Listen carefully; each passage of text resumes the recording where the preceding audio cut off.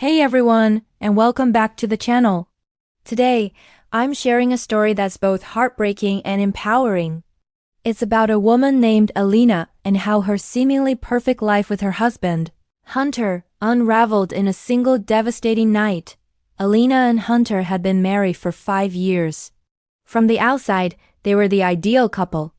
Hunter was a successful project manager, always busy, always traveling for work. Alina, a freelance graphic designer, worked from home. She trusted Hunter completely. He was her rock, the man she planned to build a family with. But lately, a small, nagging feeling had taken root in her heart. It started with small things.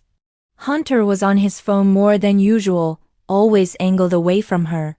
He started working late more often, his excuses always plausible: a last-minute deadline, a client dinner, a project crisis. Alina would pack his favorite snacks for his business trips, but they'd come back untouched. He'd say he was too busy to eat. His once passionate attention had turned into distracted pecks on the cheek. When she tried to talk about it, he'd gently dismiss her concerns. "You're overthinking, babe," he'd say. "Work is just crazy right now. It'll get better, I promise." And Alina, wanting to believe him, would push her doubts aside. She loved him after all. Trust was the foundation of their marriage. The breaking point came on a Thursday night. It was their anniversary. Hunter had promised a special dinner, just the two of them. Alina spent the afternoon getting ready, feeling a flutter of hope that this night would bring them back to how they used to be. She put on the dress he loved, the one she wore on their third date. But as the clock ticked past 7, then 8, her hope began to fade. Finally, at 9 p.m., her phone buzzed. It was a text from Hunter. "So sorry, honey. Stuck in a massive project meeting. It's going to be an all-nighter. I feel terrible. Rain check for the weekend. I love you." Disappointment washed over Alina, sharp and cold. Another excuse. Another broken promise.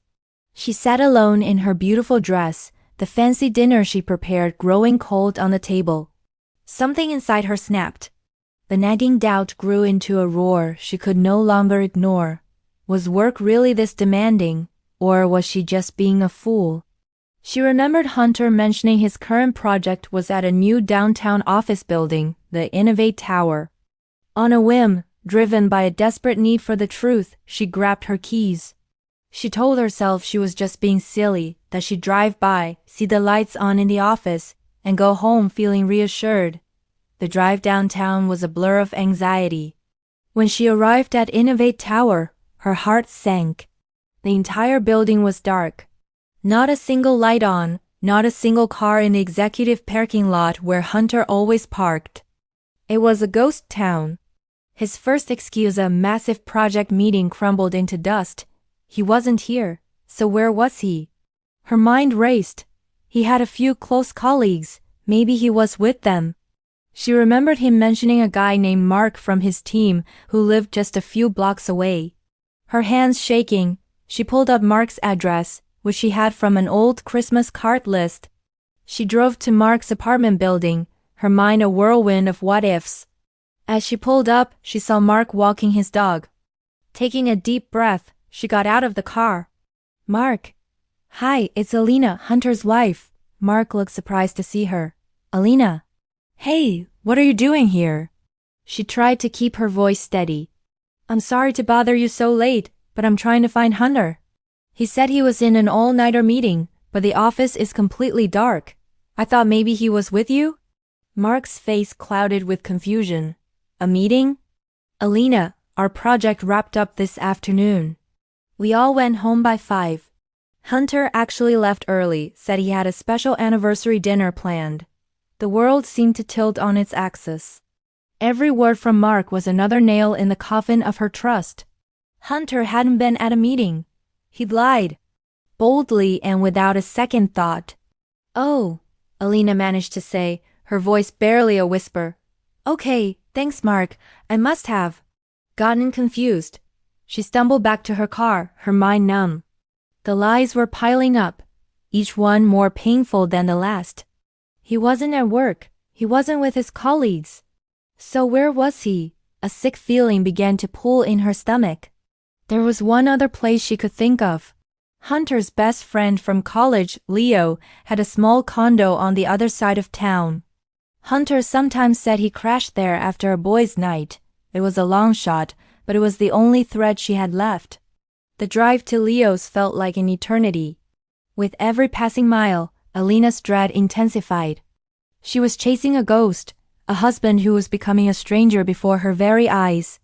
When she arrived at Leo's building, she didn't know what she expected to find. But what she saw shattered her world completely. Hunter's car. It was parked right outside, and he wasn't alone.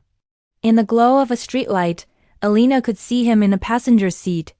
Leaning over him, her hands tangled in his hair, was a woman. A woman Alina recognized with a jolt of pure shock. It was her own friend, Jessica. The friend who had helped her pick out her wedding dress. The friend who had told her just last week how lucky she was to have a husband like Hunter. They were kissing.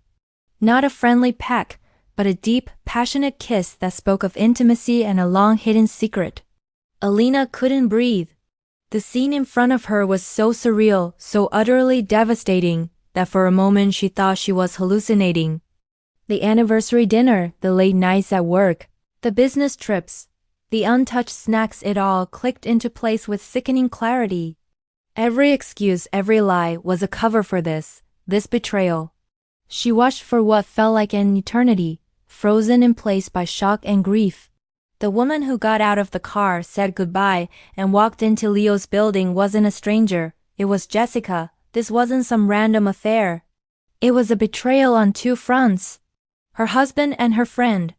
Alina didn't confront them. What was there to say?